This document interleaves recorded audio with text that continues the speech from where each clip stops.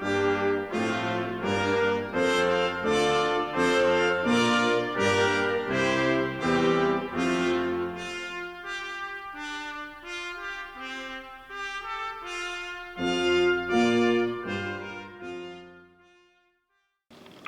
grew up during apartheid South Africa, and so there were all these divisions between the different ethnic groups and disadvantages for all non-white groups.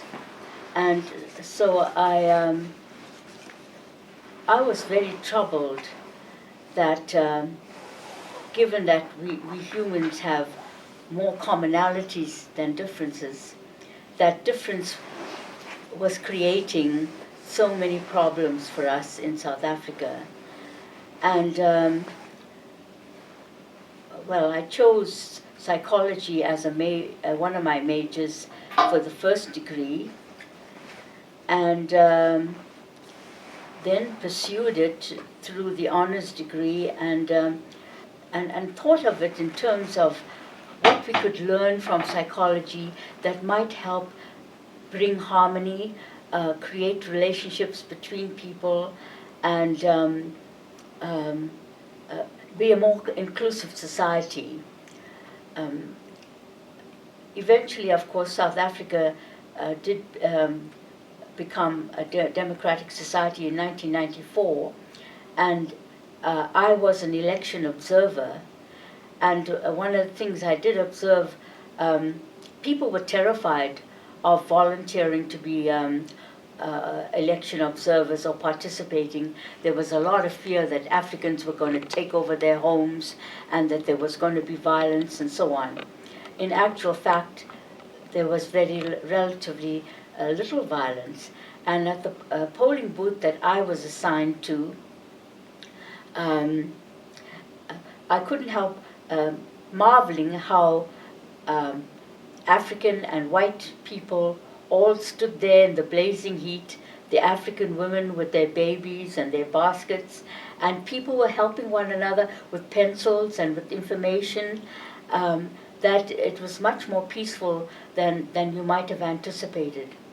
So I think that stirred my interest in psychology, and then in cross-cultural psychology. And then, having won the American scholarship to go to the University of Illinois, where I was assigned to Dr. Triandis and to Fred Fiedler, Dr. Osgood, and so I became familiar with their courses, and I got to know them outside the classroom, and I think this is what helped direct me towards cross-cultural psychology and its potential for a global world, right? So.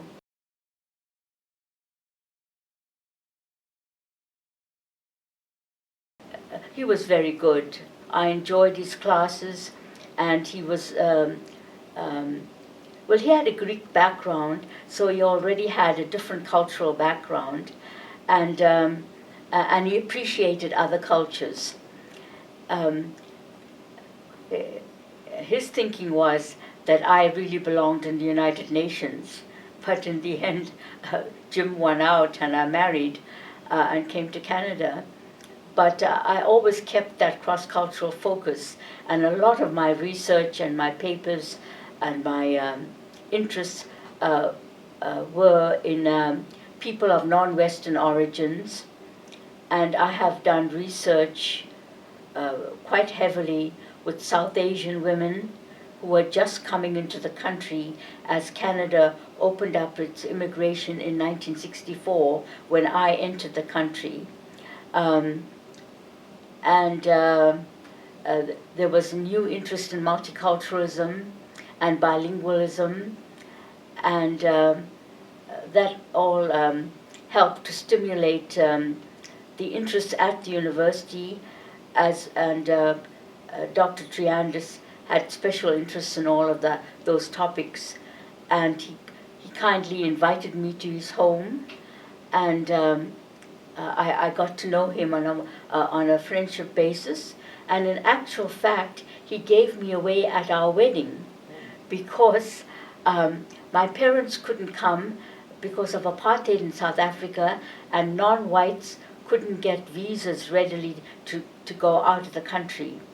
He kindly wrote to them, they wrote back, and he gave me at the wedding. I've got some beautiful pictures.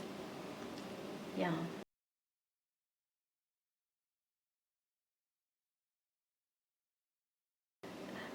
Well, I think I was a pioneer researcher in studying South Asian women. Um, as I said, when I saw people coming from these different countries as Canadian immigration opened up, I wondered what has been written about these women and these particular groups of people. And I looked up the research on South Asians and people coming from South Asia, and there was mainly colonial type writings and observational kinds of things written from a colonial perspective. There was no real empirical research. And then to engage in empirical research on these newcomer Canadians had its problems. First of all, in mainstream psychology at the time, empirical laboratory research was prized more than field research. And what's more, field research from a newcomer group that hadn't been studied before, because until then, any research done on people of non-Western origins was mainly on African Americans. And so this was a new thing in the psychological world that I moved in at the time. First, the nature of the research, field research rather than laboratory research, and then moving out to study groups of people that hadn't been really studied empirically before. And then from the perspective of the South Asians, they were rather suspicious of empirical research and all these kinds of questions. I had a questionnaire about growing up, adolescent experiences, and marriage experiences and the like. And all this was very new and personal. And so there were even people who stood up and opposed me in the South Asian organizations. But I had people who thought it was great that empirical research was going to be done on them, and they did provide support. So I just simply moved forward, and first I did a pilot study in Waterloo, Kitchener-Waterloo, and then, oh yes, I got funding to do a much larger study, and then I moved to Toronto and did the first major study of South Asian women. And thereafter, I could continue to get funding, and it permitted me to do a lot of research, a lot of publication, a lot of travel, for which I'm grateful. Mm.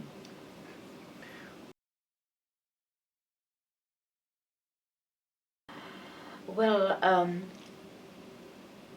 I still think that the organization is dominated by Euro-Americans, and that we should make more effort to bring in people from diverse countries.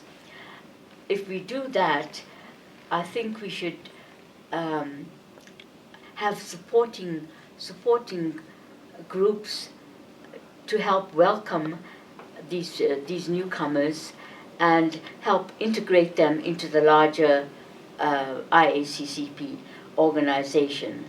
I think we've got to do more in that respect, and maybe we should create some sort of subgroup that can actively be involved in this.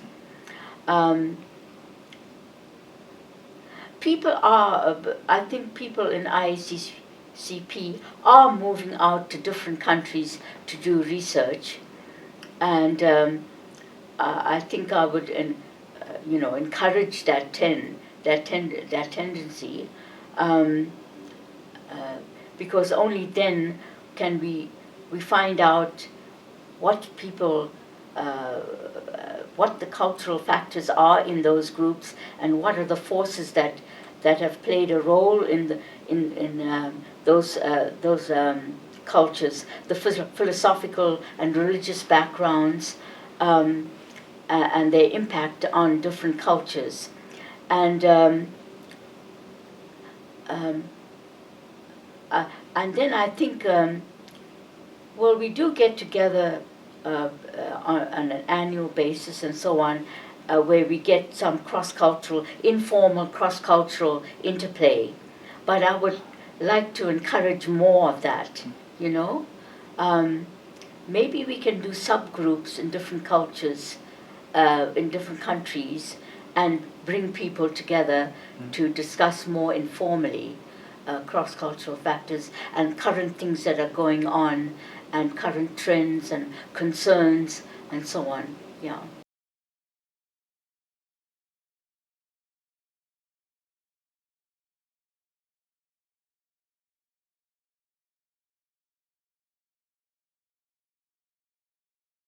That's a difficult question, because the whole focus in psychology and other sciences is on research and on publication and on conference presentations, and those are the dimensions that get you promoted and get recognition for the individual researcher and for the university.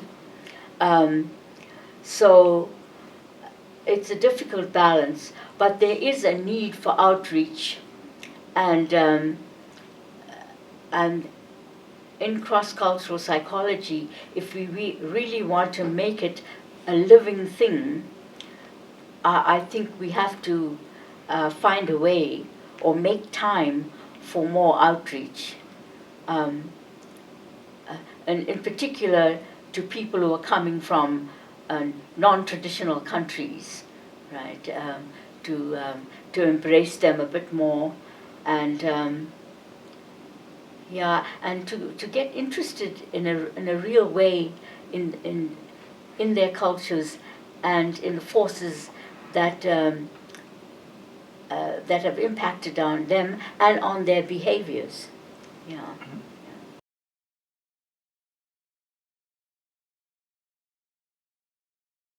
International climate in the United States is not too inclusive at the present time, and I'm hoping that that things will change, and attitudes towards immigrants and newcomer people, or people seeking asylum and so on, will be more generous and more open. Canada still has quite an open attitude towards newcomer Canadians, and but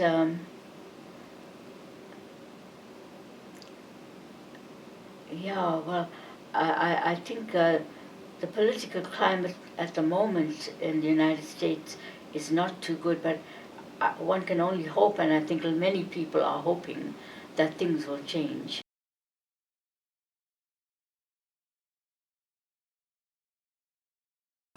Well, I think they should be excited about their interest in cross-cultural psychology. Um, I would encourage them, and in particular, I would encourage them to understand as many peoples as possible, so that we continue to build a global society where we feel at ease with one another, and where we can outreach to one another, and where we are curious about different cultures and the origins of different cultures, and that we look for the commonalities across our globe. Okay.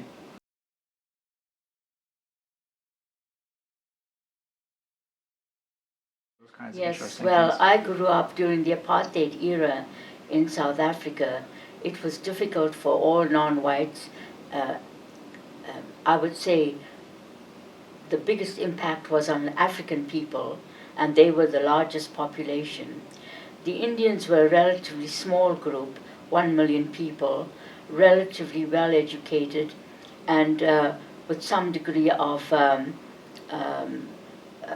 financial backing and organizational skills.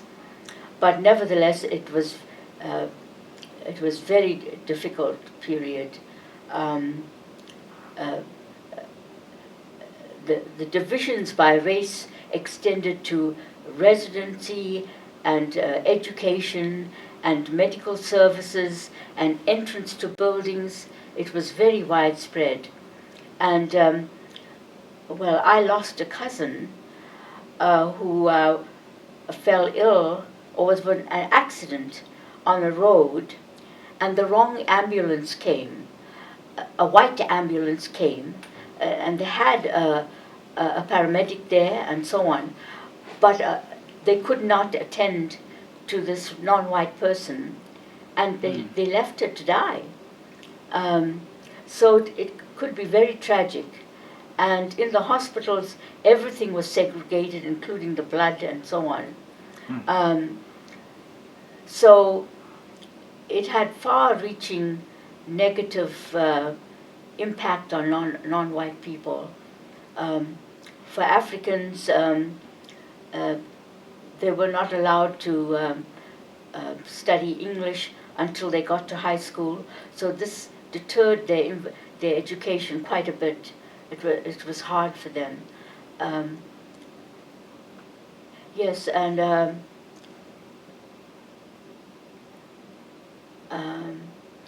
yeah. Well, I have a picture of my father on my wall in his academic robes, but it was very difficult for non-whites when the universities were declared white, and there were only certain universities who decided to stay open.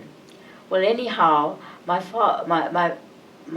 parents were in Durban, in the province of Natal, and so they could not go to the white University of Natal, and this was a big problem.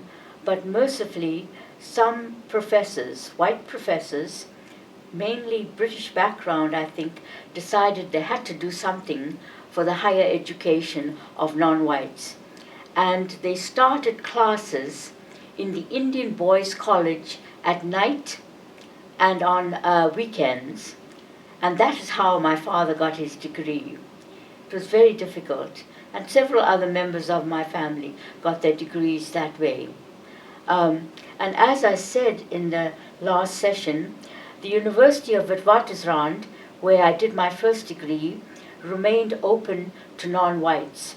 If you could not do your degree at the non-white university, which took many years to build, then you were allowed in certain of the white universities. But I went to University of Witwatersrand, supposedly open university, but you could not live on campus, you could not eat anywhere, you could not even walk around the swimming pool. There was no sports for you. And in class, people spoke around you, because of these attitudes. So you were really very isolated. I was the only girl, a non-white girl, in many of the courses in a science degree at that time. Yeah. So it was a pretty lonely kind of thing. But yeah, I was determined to do my degree, and I was on a bursary founded by the the Indian Student Association at the university. So I had to use my funding and do my degree. But in any case, I was always a very keen student and loved my learning. So I came from that kind of background, of learning and teachers and medical doctors and that kind of thing.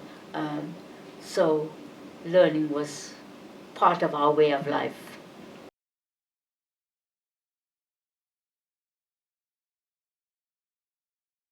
Let's see.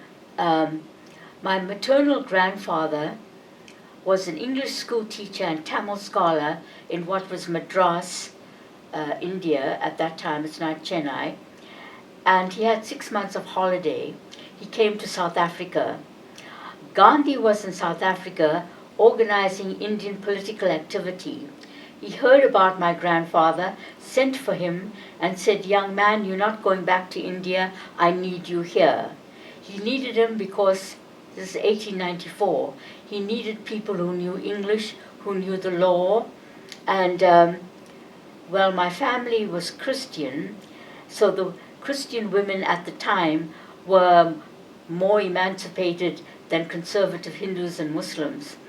And so my grandmother, also Josephine, went door to door to conservative Hindus and Muslims and encouraged them to send their daughters to school, and at the time to school with the boys. So that was quite revolutionary. And all our family went into education of some sort. And my grandfather, I don't know what inspired him, but he did see my grandmother when, for the first time. She was 18. He saw her playing the organ in church. I don't know if that inspired him, but he had all 9 of his children learn classical European music. They became the music teachers in our community and then later on in the African community. Wow. Yeah. And of course our family was Catholic, so they played quite a role in the Catholic Church, in conducting the choir, in playing the organ. I myself sang in the church choir, stuff like that. Yes, yeah.